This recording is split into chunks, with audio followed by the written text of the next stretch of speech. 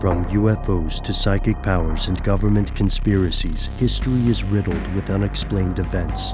You can turn back now, or learn the stuff they don't want you to know.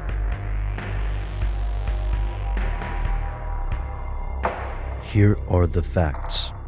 In their own way, outbreaks of disease have shaped the course of human history. One of the earliest occurred in 430 BC, when typhoid fever killed roughly 25% of Athenian troops and civilians in the Plague of Athens. The infamous Black Death killed an estimated 75 million people, reducing England's population by 50% in 1370 AD. European colonists triggered massive epidemics of measles, smallpox, and influenza when they encountered New World natives who had never been exposed to these diseases. These are only a few examples of the profound impact a disease can have on the human population. Luckily for our species, someone has always managed to survive. Limiting factors such as geography, public health policy, medical treatment, and quarantines make it very difficult for the diseases of the past to spread across the world unchecked. But to some concerned observers, it's not the natural diseases that we have to worry about.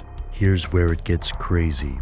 The odds are relatively slim that an ordinary disease caused by a virus or bacteria could overwhelm the human species, but man-made diseases are a different story. Conspiracy theories about man-made diseases aren't new, and there's a grain of truth behind them. During World War II, multiple countries worked on weaponizing smallpox, modifying the existing disease for a higher rate of infection and mortality. In the 1970s, in Soviet Russia, an outbreak of weaponized smallpox occurred at a testing facility in the Aral Sea. Soviet officials closed the nearby transportation networks to prevent the disease from spreading. Today, smallpox has been eradicated in the wild and exists only in research laboratories and epidemiological centers such as the CDC. Scholars, scientists, and the public still debate about how much smallpox should be kept in the world, given its historically catastrophic potential for harm. Influenza is another disease with particularly nasty potential. The Spanish influenza killed an estimated 50 million people, and for the past 300 years there have been a few influenza pandemics each century, as recently as 2009. Influenza keeps returning to the human population because when new strains of this disease emerge, these newer strains aren't affected by the immunity people or animals may have to older strains of flu.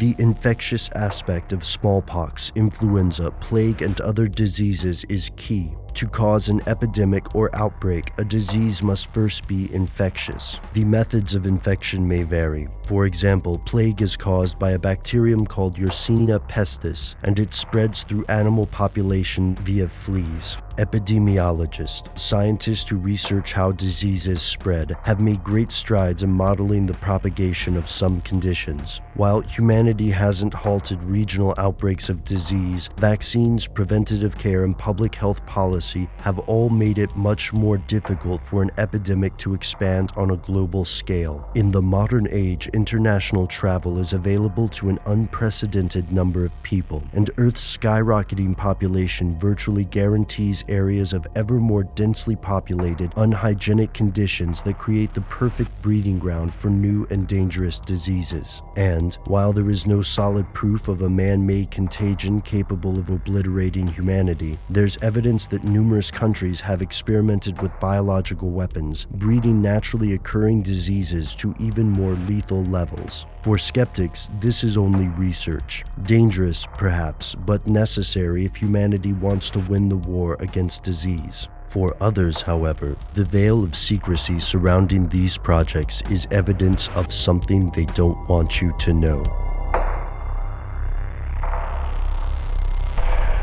There's a sick congressman from Illinois in D.C.